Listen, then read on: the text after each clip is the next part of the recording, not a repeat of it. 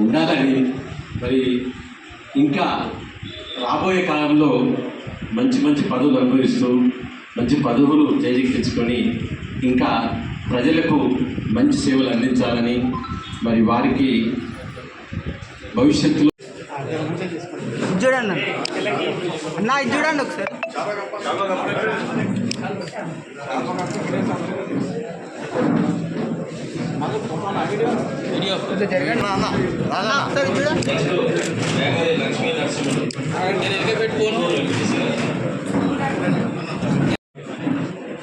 నా చూడండి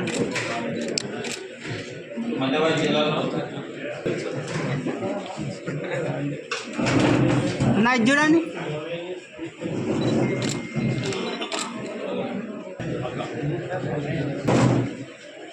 అన్న ఇది చూడండి ఇది చూడండి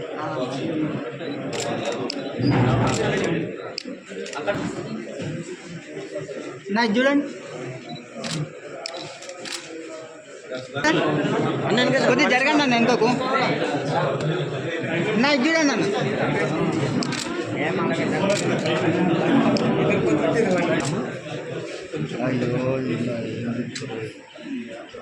జరగండి అన్న ఇట్లా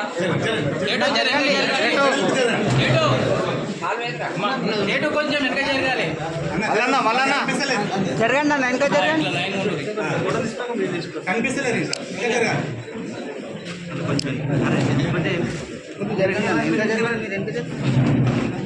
చూడండి కొద్దిగా జరగండి మేడం పక్క జరగండి చూడండి చూడండి నరేందర్ అన్న చూడు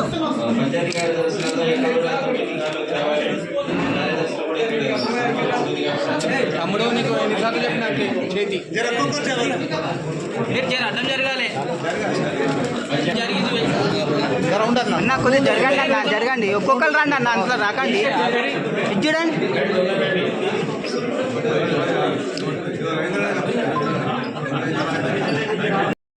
పాల్పంచుకోవడానికి వెళ్ళినప్పుడు మమ్మల్ని ఎంతో సాధారణంగా ఆహ్వానించినటువంటి ప్రతి సర్పంచ్కి కానీ మరియు ప్రతి కార్యదర్శికి కానీ గ్రామాల్లో ప్రతి ప్రజాప్రతినిధులకు కానీ నేను ధన్యవాదాలు తెలియజేసుకుంటున్నా.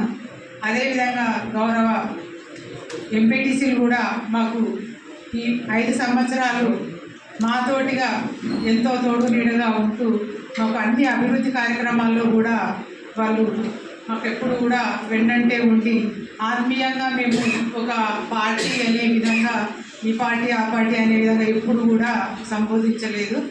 అందరం కూడా ఆత్మీయంగా మేము అన్నదమ్ముల్లాగా ఒక ఆత్మీయుల్లాగా ఏ అభివృద్ధి కార్యక్రమాన్ని మేము వెళ్ళినా కానీ అందరూ కూడా ఆత్మీయంగా పలకరించడం కానీ అభివృద్ధి కార్యక్రమంలో అందరం కూడా మేము చాలా సంతోషంగా పాల్పంచుకోవడం జరిగింది.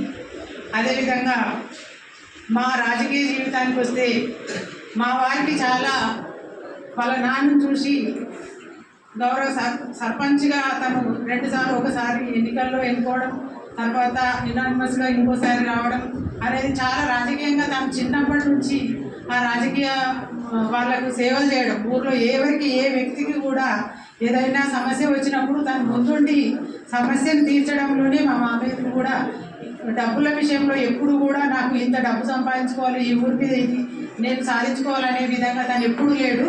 ప్రజలలో పేరు తెచ్చుకునే విధంగా తాను ముందుకొచ్చి 13 సంవత్సరాలు చేసిండు కాబట్టి ఆ పెంపకంలో పెరిగినందుకు తనకు కూడా ఎవరికి సమస్య ఉన్నా ముందుండాలనే విధంగా ముందుంటాడు. కాబట్టి నేను చూసిన వరకు మా ఇద్దరి ప్రయాణంలో కూడా మేమిద్దరం కలిసి ప్రయాణంలో మాకు ఎన్నో సమస్యలు మేము కింది నుంచే పైకి వచ్చాము. ఆ విధంగా ఆయన ఎన్నో వ్యాపారాలు చేశారు. ఆ వ్యాపారాల్లో వచ్చే ఫోన్లకు తాను ఇరిటేట్ అవుతుండే కానీ మా ఎంపీపీ 5 ఇయర్స్లో మాత్రం ఏ వ్యక్తి నుంచి కూడా ఏ సమస్యకు ఏ నైట్ 10 గంటల రాత్రి 12 గంటల రాత్రి 1 గంటకు కూడా మాకు ఫోన్ కాల్స్ వస్తుంటాయి.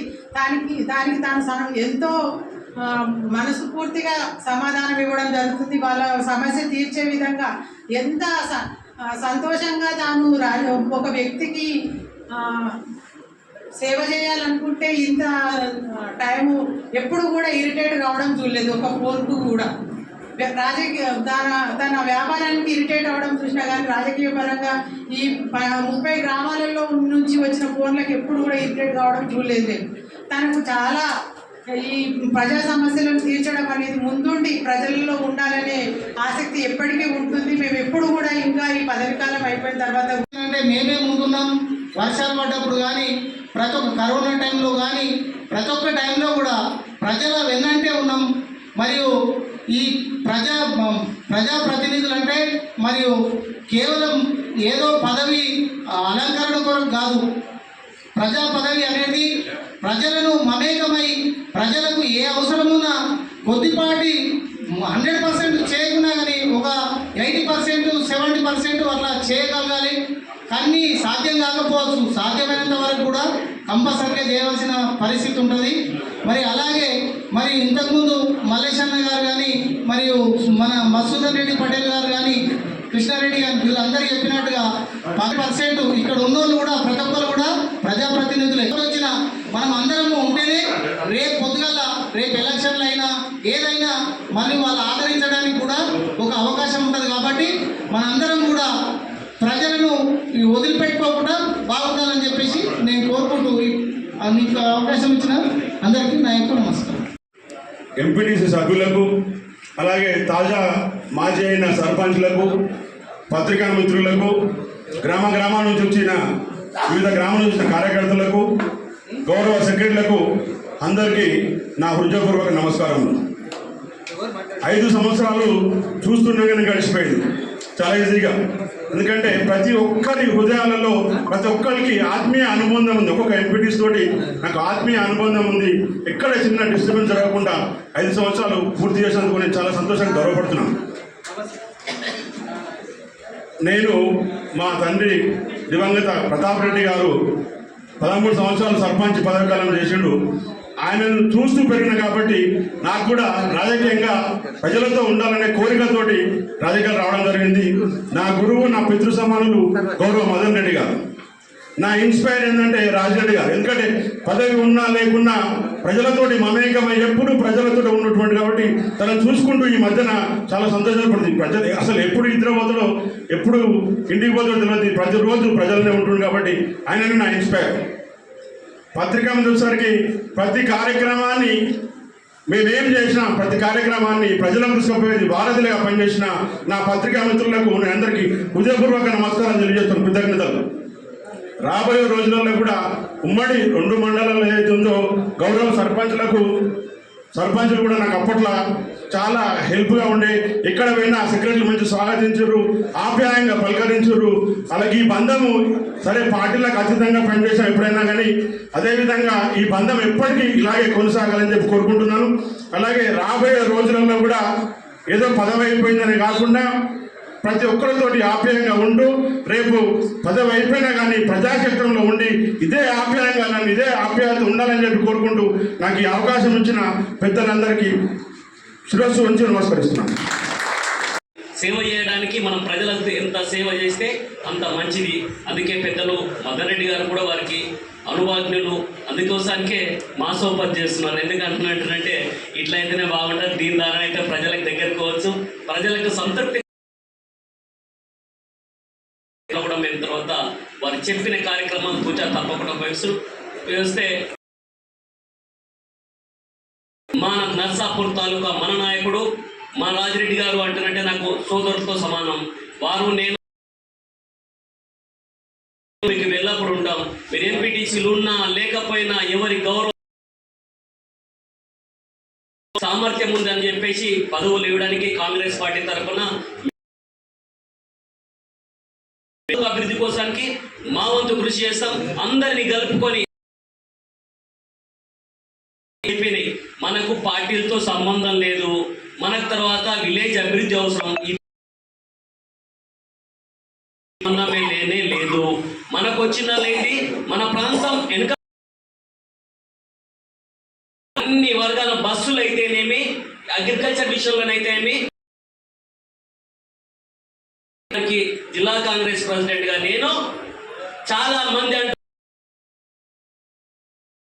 ఎమ్మెల్యేగానే ఉండి ఇన్ఛార్జిగానే ఉండి ఆ విధంగానే జరుగుతుంది. కొంతమంది ఉంటారు, నోరుకి ఏదొస్తే అది మాట్లాడుతుంటారు. కానీ నేను ఏం జరుగుతుందో వాస్తవాలే మాట్లాడతాం. ప్రజల కోసానికి మనకు ప్రజల జవాబుదారిత ఉంటాం, ఈ ప్రాంతానికి జవాబుదారితనం ఉంటాం తప్ప ఎవరికి మేము ప్రజల పక్షాన నిలబడతాం. తర్వాత అధికారంలో ఉన్నా అధికారం లేకపోయినా ప్రజల పక్షాన ఉంటాం. ఈ ప్రాంతం పక్షం కోసం, ఈ ప్రాంత అభివృద్ధి కోసానికి నిరంతరంగా మీ అందరి ఆశీర్వాదంతో మరొకసారి తర్వాత మీరు ఇట్లాంటి అవకాశాలు ఇస్తే, ఇప్పుడు మనం ఇంతకుముందు మాకు ఇష్టాన్ని అంటుండు, మేము ఇది ఇక లాస్ట్ మీటింగ్ అంటే ఈ లాస్ట్ మీటింగ్ కాదే, మనం చాలా కూడా తర్వాత తాలూకా పోస్టులు చేయాలి, మండల పోస్టులు చేయాలి, ఎంపీటీసీలు కావచ్చు. కాకపోతే మనకేంటంటే అప్పట్లో ఏమైందంటే కొత్త చిక్చక్ అయింది. మండలాలు కూడా తర్వాత ఎక్కడ ఏవి విలేజ్లు ఉన్నాయి. మన ప్రజాపాలనలో ఖచ్చితంగా జిల్లాలు అయితేనేమి మండలాలు అయితేనేమి ప్రజలకు ఏది ఉపయోగకరం ఉంటుందో ఆ ఉపయోగకరంగా ఉండే విధంగానే ప్రజాపాలన కొనసాగుతుందో అదే విధంగా మనం ముందుకు పోదాం. అందుకోసానికి ముఖ్యంగా ఈ కార్యక్రమం పెట్టిన మా ఎంపీపీ గారికి, మా నరేంద్రన్న గారికి, అదేవిధంగా మండల కాంగ్రెస్ అధ్యక్షులు మహేష్ గారికి, అందరికీ కూడా తర్వాత ఇక్కడ విచ్చేసిన పెద్దలందరికీ మరో రాజకీయ నాయకునిగా ప్రజల్లోకి వచ్చినటువంటి ఎన్నిక మీది.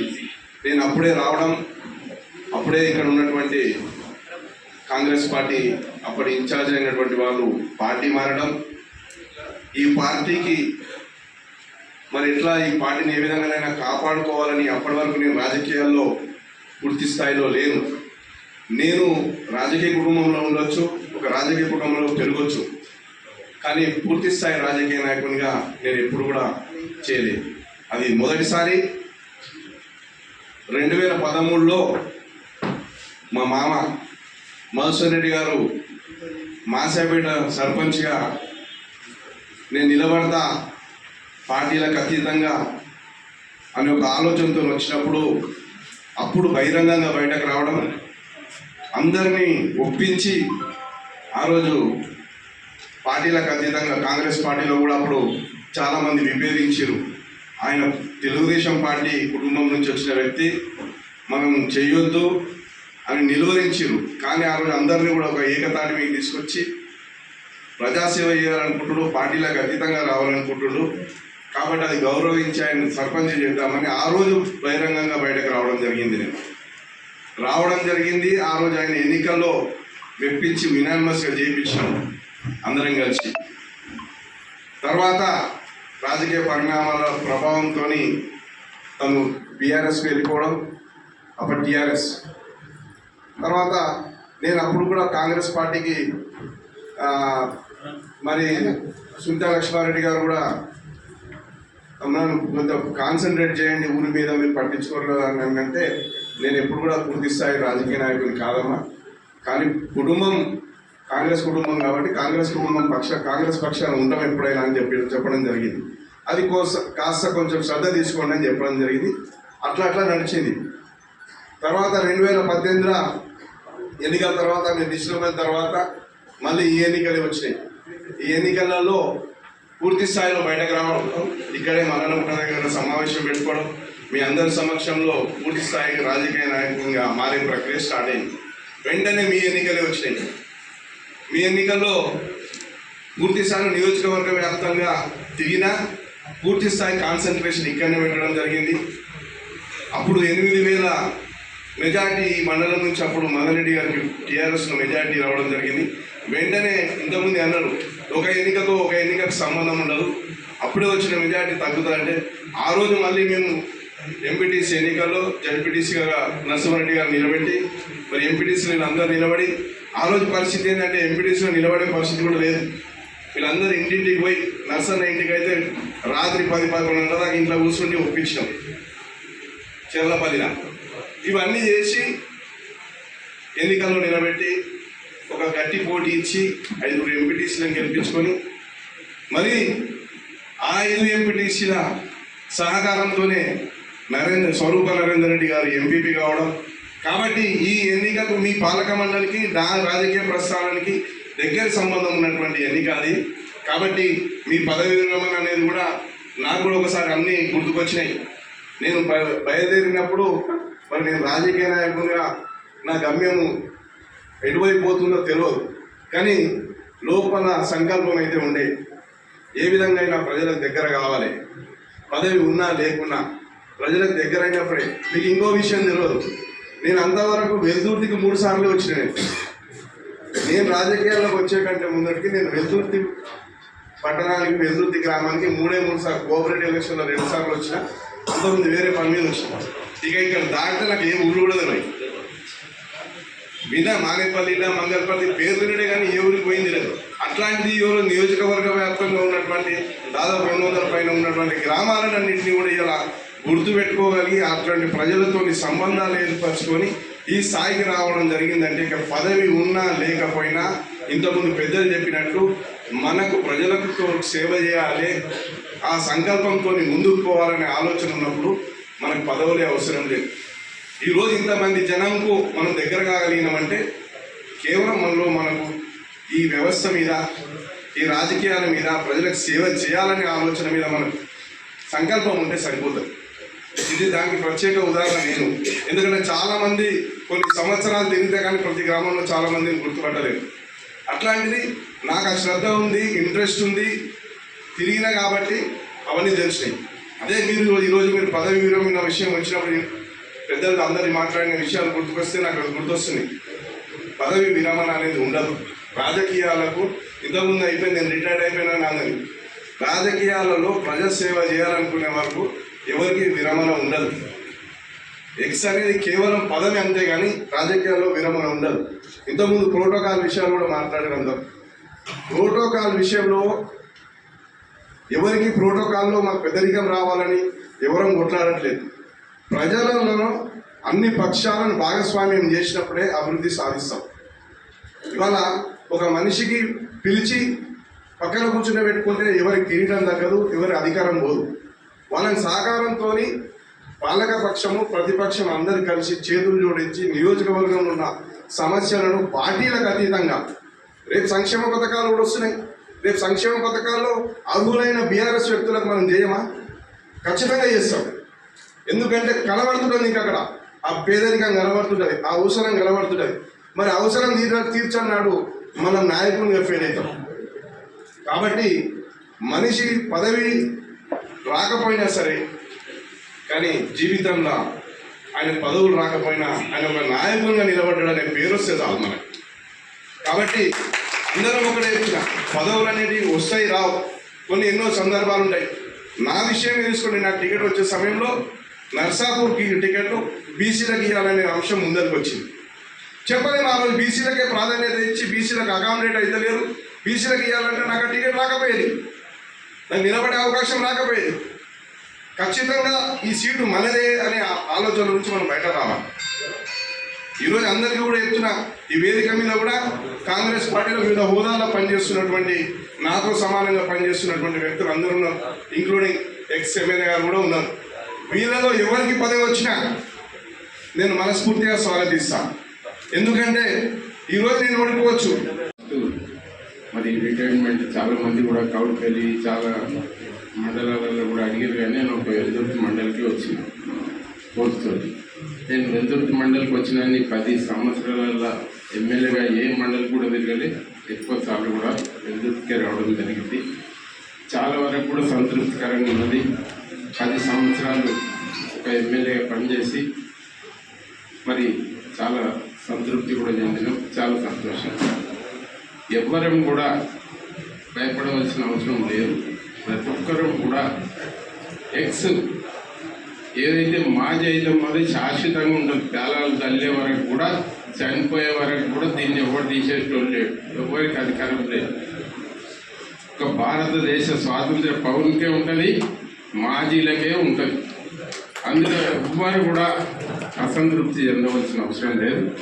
రాజకీయాలలో ఒడదొడుకులు వస్తాయి. 5 సంవత్సరాలు కానీ రాజకీయాలలో ఎప్పుడైనా అనుకుంటాం గొడవ మీద సున్నం ఎంతనో మరి పదవి కూడా అంత అనేది కూడా ఉంటుంది. కనుక సరిగ్గా దాన్ని పట్టుకొని ఆడుకుంటూ ఉంటే శాశ్వతంగా ఉంటాం. మా దగ్గర విఠలరెడ్డి సార్ ఉండే ఎమ్మెల్యే, జగన్నాథరావు కూడా ఎమ్మెల్యే ఉంటుండే. జగన్నాథరావుని ఎమ్మెల్యే అనకపోదు, విఠలరెడ్డి సార్ని ఎమ్మెల్యే అంటారు. ఎందుకంటే రోజు ప్రతి దినం ప్రజలలో ఉంటుండే కనుక ఎమ్మెల్యే సార్ అన్నారు. అట్లా రాజకీయాలలో ఎవరేమే కానీ మరి మాజీలు అనేది శాశ్వతమైన పోస్టు కనుక శాశ్వతంగా మనకు శ్వాస ఉన్నంత వరకు కూడా సాధ్యమైనంత వరకు మనం ప్రజలలో నిమగ్నమై ఉంటేనే మనకు ఎప్పటికి కూడా మరి ఇక మనకు అయిపోయింది, మన టైం అయిపోయింది, మనం రెస్ట్ తీసుకుందాం, మనం వెళ్తామంటే ఇంకా అది మన నిర్ణయం మీద ఆధారపడి ఉంటుంది కనుక మరి ఆ విధంగా ఎవరి నిర్ణయం వాళ్ళకు ఉంటుంది.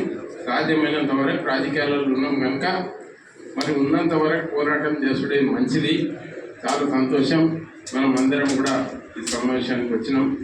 చాలా వరకు కూడా సాధ్యమైనంత వరకు ఎంత చేసినా ఎండ అనేది ఉండదు. రాజకీయాలలో ఎండ ఉండదు.